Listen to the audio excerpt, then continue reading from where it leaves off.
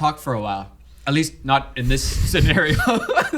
We talk every day. We text a lot and all that, but we have not made a podcast. How long has it been? I don't know. It has been a long time. I don't know the last podcast title. I don't know what we talked about. It's been so long that everything is different now. Yeah. I'm wearing glasses. Yeah. This is the first time I'm on camera wearing glasses. Yeah. It feels really weird. You drink coffee? I can see all of your like beard and everything like perfectly now. Yeah. It's a mess. I drink coffee, and you, for those of you who aren't watching the video version of this on YouTube, what do you have on the table there? Club what is that? soda. And I love it. Sparkling water. Welcome to the dark side. Actually, it's the bright side. Even when Light we side. would travel, you know, getting to restaurants, people would ask, do you want still or sparkling? I was always still. Just don't even ask me if I want. That's offensive. Sparkling is who drinks sparkling? Yeah. It's not quenching. It's not going to do anything for you. It's sparkling water. Yeah. Why don't you just give me, I'd rather just eat sandpaper. And now? And now I don't eat sandpaper, but now I drink a copious amounts of bubbly water. I call it bubbly water. I have to confess, I probably drink 5 minimum of these a day. 5? Probably. Oh, okay. I don't. Okay, not I don't minimum. like it that much. I would say 3 to 6 a day. It's that bad. I drink more of this than regular water. I didn't know that. That's a lot. It's a lot. Yeah. It's like, I'm like addicted. is there any kind of problem with that? Like that seems I've looked excessive. it up a bunch of times. I'm like, can it like mess with your teeth? Or Yeah, your stomach your or enamel's something? gone in like 2 weeks. But I haven't found any like actual proof that it's like bad for you. So far, I mean, I don't know what the natural flavors are that could be bad for you, but Well, I mean, there's worse things to drink 6 times a week. Exactly. Like if it was Coca-Cola, like. Oh, I was thinking like Sugary bourbon soda. or like Okay, whiskey. yeah, or all right, something. okay, yeah. You Let's know? take it full. To the I next drink level. like 6 shots of whiskey a day. Easy. I gotta confess, I'm like addicted to Yeah. this. Lockdown's been rough. Speaking of lockdown, lockdown has been rough. Oh man, it's been rough. Okay. It's the whole thing's been rough. Let's preface with that. Yeah, this it's has not been a weird year. It's not that I've enjoyed any of this pandemic so far. None. But I will say, honestly, last year being stuck inside making videos, I didn't find it that difficult. Yep. I found like I had no problem coming up with ideas, being creative. I was actually happy to take a break from traveling and sit at my desk and make vids in the same place every day. It was kind of refreshing. Yes. Being like, hey, this is a bit of a reset. Like, Yeah. you know, I just get to chill at home and make And it felt good. videos. Yeah, be with my family more. And like, I don't have all these pressures of I got to go and do this and that. Yeah. I just get to chill for a bit. Yeah. And then after a year of chilling, Now it's hard. Now oh my I am gosh. pacing around inside like in my nice, beautiful prison. Yep. Looking out the windows like, ugh, let me out. Just like, let me at it. And not being able to go anywhere. I realized too, why am I having such difficulty coming up with video ideas? Because I never have. 4 years, is it 4 or 5 years in the game now? I never really struggle for a long period of time with ideas. I will correct that with you always come at me like I don't know what to make. I don't know what to make. But Yeah. then but that's like part of your process. Yeah. And then you come up with like 6 ideas all of a sudden. You're like, you just said you didn't have any ideas. What are you talking about? Yeah. Like, So like that's like, but now I really feel like I don't know what to make just because I've exhausted over a year making things inside in the same place every day. And I look back and thought, well, man, like 50% of what I used to create was travel content, I'd go to LA and make a video with Casey and Zach King, and then I'd see Tom DeLonge, and then I'd drive down to San Diego, visit James Coffey, and I'd come back with 5 vlogs. And then I could maybe make a vlog off teaching some technique that I shot while I was out there. So I feel like that accounted for almost 50% of what I was making every single week. And now without that, and also having exhausted over a year of content inside, Yeah. I find myself just drinking bubbly water, walking around the office, sliding my fire pole thinking, what do I do? should I just really get good at pool still? Or should I actually make videos? It's interesting because I think the audience can tell much better than we even realize whether or not you're really into a video. Oh, and for so sure. like, you know, when you're traveling and you're like Excited? on some like peak of a mountain in Norway, you're just like pumped and like you're so excited. It's like it's your passion. It's so easy to make those videos and it comes across like, wow. It's like I always say, it's like you have like this inner child thing that comes out. Yeah. And that comes out all the time, just naturally. You For don't have to sure. like fake it. Then you're stuck at your office for a year. you're faking. Like you have to man, like you got to turn it on. You have to like push it out. Like come on, give me a little bit of inner child. You know, like yeah, it takes way more effort. Okay, for example, I just shot 5 minutes of vlog in your office here. Yep. Haven't been here in forever, so it was really cool to come back and see it all. And it was effortless. I was able to just point at things, create content, ideas, come up with jokes. Yeah, it's just rolling. It's rolling off the tongue, if you will. Like it's easy. I go to my own office now and think, okay, I got to start the vlog, and I just hold the camera and think to myself, what do I even say? Where do I point this? I don't even camera off. Well, the bubbly water. Moral of the story is you're going to have to sell your office and come back here. Guys, it's the 26th of February and I'm here to announce that I am coming back. Exclusive interview with Peter McKinnon. Dope Squad is back in action. We are back. I'm going to tattoo Dope Squad. I should do that actually. I gotta say, like, I'm a very optimist. I'm a realist, but I'm also very optimistic in life, and it takes a lot to get me down. Yeah. And just like you said, the first wave of like lockdown stuff, I was like, it's gonna be fine. We're gonna get through this. Look on the bright side.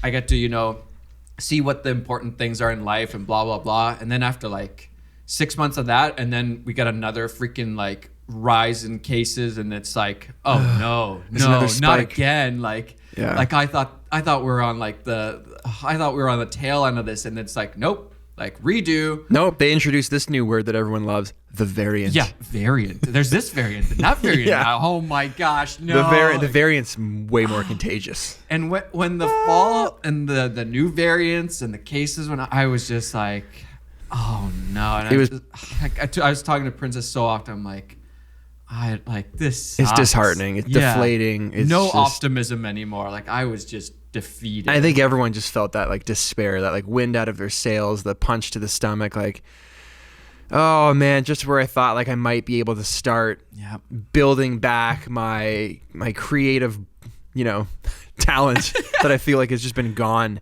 But also, it's hard because I guarantee a lot of people watching this would be like, "What?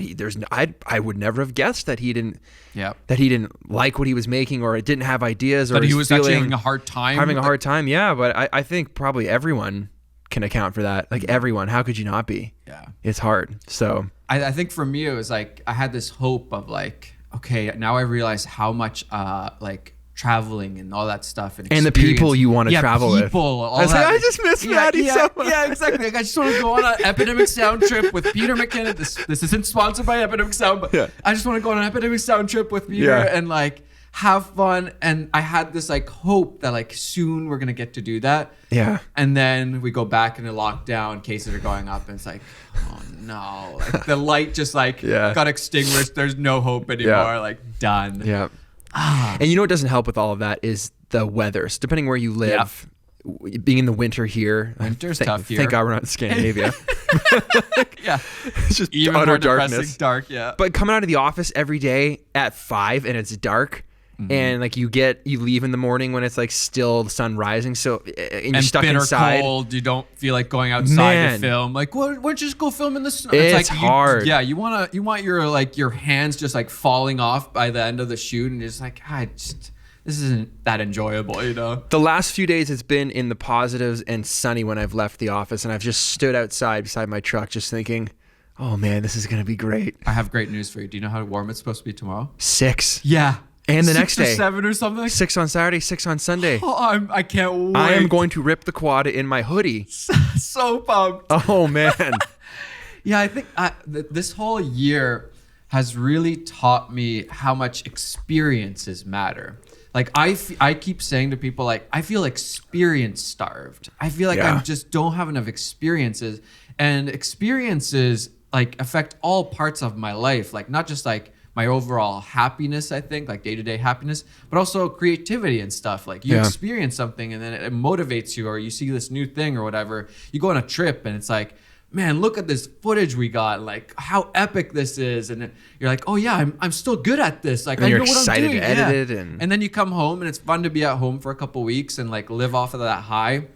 And then you want to experience more. I am so experience starved that I helped my brother move. And literally, I was driving this big old van down the DVP, which is in Toronto. It's like one of the bigger highways, and it's very windy. It's terrible. It's like, yeah, it's like kind of scary driving it almost. It's the worst. And I'm in this big van, and I'm like, you know, I don't normally drive big cars. I have a small Tesla, whatever. And I'm like, well, this is a fun experience. Like driving down the highway. Like that's how experience starved I am. I'm like, why do you think I've taken up billiards? I'm like, maybe I should rent these more often. Like, experience. Hey Pete, on Saturday, why don't you rent a big U-Haul? And just drive it down the DVP. Just drive down to the beaches. Just drive downtown. Try to park it. That'll be a thrill. Like, it's so bad. That's funny, man. I've been kind of doing the same thing. I've taken a lot of the time I've been stuck at home in the office and getting rid of everything. Yeah. Because I've been reading a lot of books. That's something I started doing. I've been trying to read 2 books a month. I'm very proud of you. That's a lot for me. That's good. And not like nothing against listening to them. I wanted to actually practice reading skills again. I was like, I don't think I've read a book skill. since like the Hardy Boys or something. Back when I was a kid, man. Those were great books, by the way. Great books. So I started reading books, and I got on some of these minimalism books and getting rid of stuff. And I've always liked that approach, and I've always been pretty organized, you know this, and pretty meticulous with stuff. Mm-hmm. But I went hard, dude. I got rid of everything. Yeah. Like I don't have much. I could pack my personal belongings. That's personal now. Yeah, I still have furniture and things like that. Still have a lot of camera gear. Yes, that's next. That's coming next. But like at home and specifically the things that I own personally, knickknacks, pocket knives, those types of things, nothing. I could fit everything into a fanny pack, not even a backpack. And it feels great because I was running into, that's what I'll say, the benefit of the lockdown was that it let me kind of reevaluate a lot of the things that I was interested in, how I approached certain things, the way I was with people, like stuff like that. Like you look inwards because you're just at home so much. So I found myself often having a lot of difficulty choosing stuff, right down to camera gear, what lenses to use, what stuff to put in my backpack, what pocket knife to put in my camera, or pocket knife to put in my well, I was like, that's the next video. He just there's a thumbnail right there. It's like my 8 camera hacks in 90 seconds thumbnail. What knife to put in my pocket every day, wallet, clothes, all that stuff. And I read this one line in a book called it's something about the choice paradox, or the paradox of choice. Anyway, it goes like this. So when you have multiples of one thing, you are struggling to make a decision on which of those things to use, but it's futile because no matter which object you end up deciding on, you'll never truly be happy. I should have chosen another one. Because you'll be wondering if you made the right choice and picking something else. So that I was feeling that happen to me with a lot of things in my life. So I've spent the last several months just purging, just getting rid of, donating, and I made a couple videos about it. And I am like, the office is next, and I'm going hard. Like I'm talking.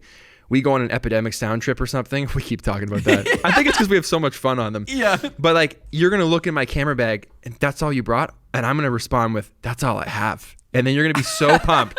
Like that's everything. What about your gear cage? I filled it with plastic balls. Now it's a ball pit. It's a club soda cage now. Yeah. It's just like, I'm so pumped on it, and I feel better. I feel like lighter and free and not weighed down by dumb choices I didn't realize were actually stressing me out every single day. I get up, I put on my black jeans, I put on my black hoodie, I put on this hilarious hoodie that my electrician gave me. It's so sick. It looks sick, Put on my plastic watch and I go to the office. It's great. I literally only have black t-shirts now, and it's pretty much all the same one. Same exact one. There's a few variants, but pretty much the same one. Variants. Variants. Black pants, and that's it. And I never now have to decide like, oh, what am I gonna wear today?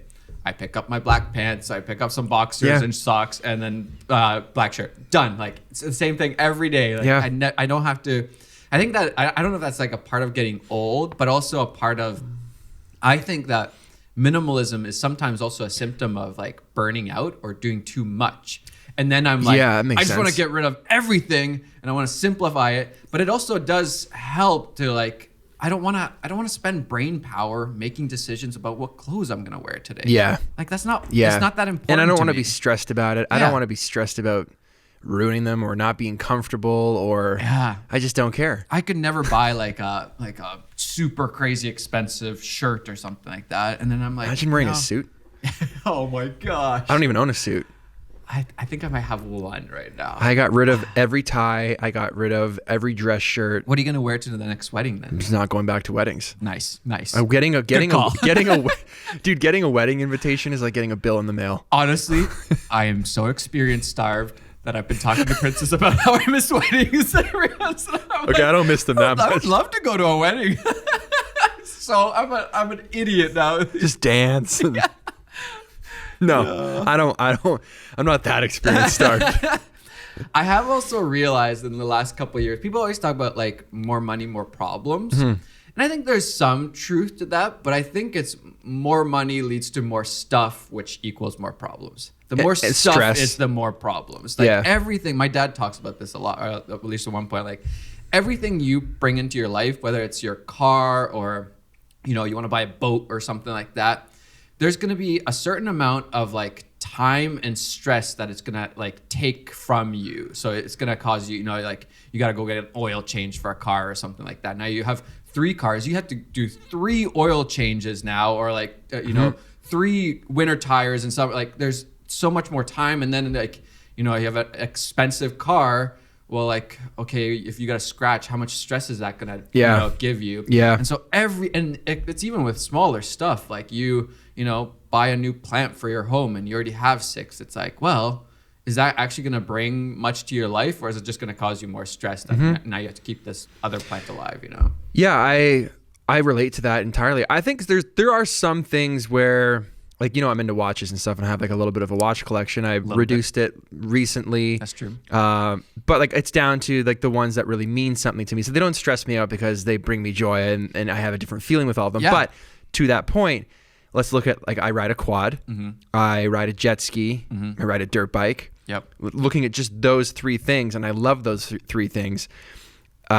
I will always choose to ride the jet ski first. I'm always going to choose to ride the quad second because they're my favorite. Dirt bike's always going to be third, but I still got to put the time into changing the oil and the filters, and there's a whole new skill set riding a dirt bike in single track. And where do I go ride that one? Something breaks on it, you got to get it fixed. Where do I get who services a dirt bike? Or if I don't know, and all those things and all the stress that comes with just that on top of the other 2, and these are like, you know, they're not actual problems or anything that are worth even discussing, but you are right, like there is stress that literally comes with that, and like I might even get rid of it just based on those things, and it's different for everybody. Like you know, like a car might stress, like for example, I went with a Tesla because I didn't want to have to deal with oil changes and maintaining all the different parts in the motor and blah blah blah. I was like, Tesla electric, much more simple for me, less time and maintenance. I've literally only gotten my tires changed and windshield wiper fluid. That's it. Like, and so for me, that's great. But for another person, they're like, I'm so into cars. I love changing the oil. I love doing that. And so for them, it's not going to be. But then you got to just figure out, like, okay, I'm buying this thing. Is it worth it? You know, the stress and the time it's going to take from me and all this stuff. Is it worth it to get it? Or should I just stick with my one thing, you know, or whatever, or not get that thing? I don't even think you'll ever. I think sometimes you just have to own the things to even know, be able to figure it out. Yeah, sometimes, yeah. And it's hard too, because a lot of times, like when you want something, that's very, very greatly influences your choice. Yeah. And just like I want to say how practical you are. It's going to be so great. It's going to change everything. I can justify anything. And I'll try. Like, my wife is immune to it, but she'll be like, "Get out of here." I'm like, "No, listen to me seriously, though. She's like, "You can justify anything." I'm like, "Not justifying this. This is a real point. No, this is real. Hear me out, okay?" This is different. So, imagine. She's like, "No," and I'm like, "Oh, you're right. I know. I'm stupid. Okay, I'm buying a dirt bike." She's like, "I already knew you were buying one." That's the one thing I've learned about you is that once you get an idea into your head, there's like you'll be like, but I'm not gonna. I don't need it. I'm not gonna. You will guaranteed at some point get that thing, and then sometimes you're like, I was right. I made a mistake. And then sometimes, it's like, I made a mistake. I'm selling this thing. I have no problem admitting that I've made the mistakes, though. But I feel like as I'm getting older, I am making less of those mistakes. Yeah. I am realizing what's important to me, what I like spending my time with, which things really bring me joy, right down to the equipment that I use. What lenses do I really use all the time that I love, that always provide good results in my photography and my video? which of these vehicles do I enjoy the most every time I get in them, and I'm just paring down to those very specific things. Everything else gone. Do you know what I get most pumped about buying these days? Stocks. I don't know if it's just me getting old, but like buying a camera for $5,000, I'm like, yeah, that's pretty cool. Like buying $5,000 worth of stocks, I'm like, heck yes. Yeah, you're right into it now. Amazing. Like the idea. Did you buy GameStop?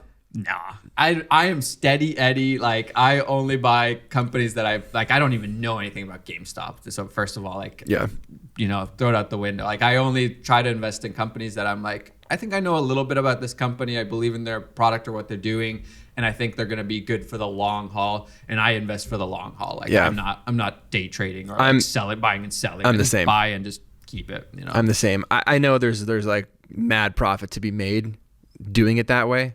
GameStop and stock, also a lot to be lost. Yeah, mad losses. Like well. The amount of people are losing. I'm not money. into that kind of risk. Nah. Again, you can buy stocks and it can stress the crap out of you buying GameStop, or you can just buy index funds and just leave it and you're good to go. I like real estate and land. That's my thing.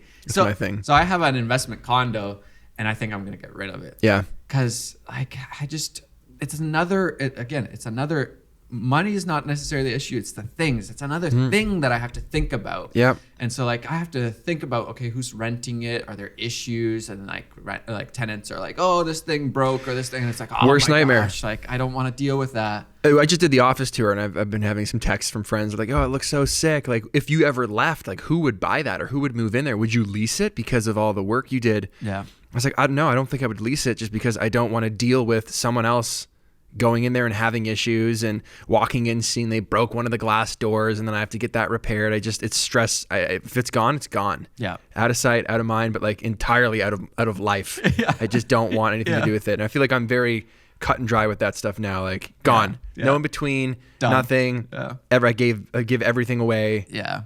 Don't care. I also in life there's like you say, I'm into real estate or whatever. Like, there's a right way and a wrong way to do it. For me, the wrong way is to buy a condo and try to get tenants in for whatever. I don't want to be a landlord. Like, that's the wrong way for me.